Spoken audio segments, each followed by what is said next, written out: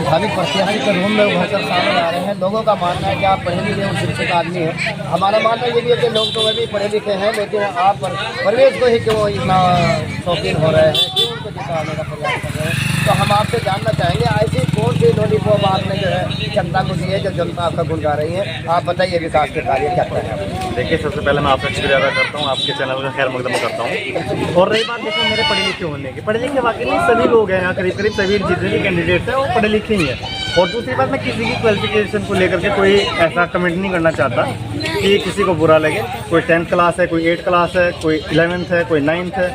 लेकिन जो ward number 7 की सभासद की प्रत्याशी है, मेरी वाइफ है शहराज भारती, वो ग्रेजुएट है, आपकी दुआओं से पुराने हाफिज है और माशाल्लाह से पढ़ी लिखी है, हर अधिकारी से बात करने में सक्षम है। रही बात विकास की, देखिए अभी तक जितने भी कैंडिडेट यहाँ पर खड़े हुए हैं सभी ने क्या किया हुआ है, अपना नाम, सिर्फ अपना फोटो चमकाने के लिए अपना ही प्रचार कर रहे हैं।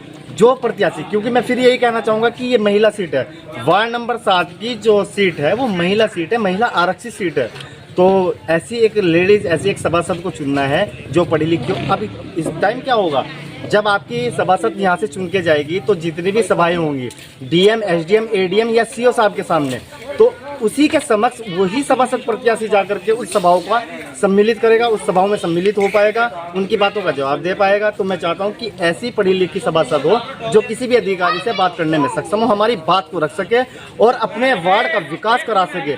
योजनाएं कहां से आती है अभी तक किसी को यही नहीं मालूम कि योजनाएं कहां से आती है, विकास भवन कहाँ है। अगर बात बिजली की करे, बिजली को लेकर के करे, तो यहाँ के एसडीओ साहब कौन है, यहाँ के जेई साहब कौन है।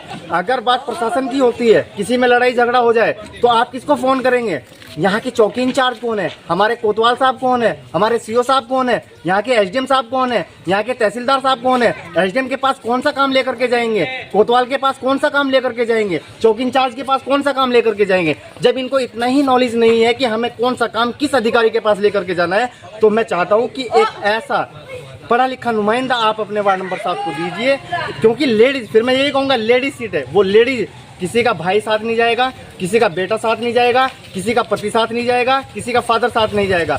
अगर आप ये सोच रहे हैं कि प्रवेश भारती अपनी वाइफ के साथ जाएगा, उन सभाओं में सम्मिलित होगा, तो ये बिल्कुल गलत है। मैं भी खुद पीछे रहूँगा। क्यों? क्योंकि ये लेडीज सीट है, जाना सभासद को ही पड़ेगा। जो महिला सीट है, जो महिला सीट से कंफर्म होकर के जा रही है, जो जीत करके जा रही है, वही उन सभाओं में सम्मिलित होगी, वही आपकी बातों को रखेगी। तो शहराज भारती के अंदर इतनी हिम्मत ताकत है, हम उसके सपोर्ट में हैं।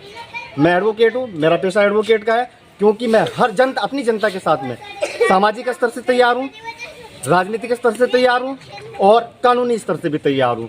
इंशाल्लाह अल्लाह ने मुझे इतनी कुव्वत, इतनी क्वालिटी, इतनी हिम्मत दी हुई है कि मैं अपनी जनता को परेशान नहीं होने दूंगा। मैं अपनी वाइफ के लिए उनकी ढाल बन करके खड़ा हूँ। जहाँ जिस चीज़ की जगह ज़रूरत होगी मैं जाने के लिए तैयार हूँ। और इंशाल्लाह मैं आपको ये उम्मीद दिलाता हूँ कि शहराज भारती आपके साथ कंधे से कंधा मिलाकर के चलेगी। गांव में वोट मांग रही है, सबके सामने आ रही है। ये नहीं है कि पर्दे में कोई और है, बाहर कोई और है। जो प्रत्याशी है, मैं सबको चैलेंज करता हूं कि एक एक प्रत्याशी बाहर निकल करके जनता के बीच में आए, जनता की परेशानियों को समझे, जनता की समस्याओं को सुने और आप किन मुद्दों पर चुनाव लड़ने के लिए तैयार है, आप अपने उन मुद्दों को सामने रखें। जय हिंद, जय भारत, जय सुल्तानपुर, अस्सलाम वालेकुम।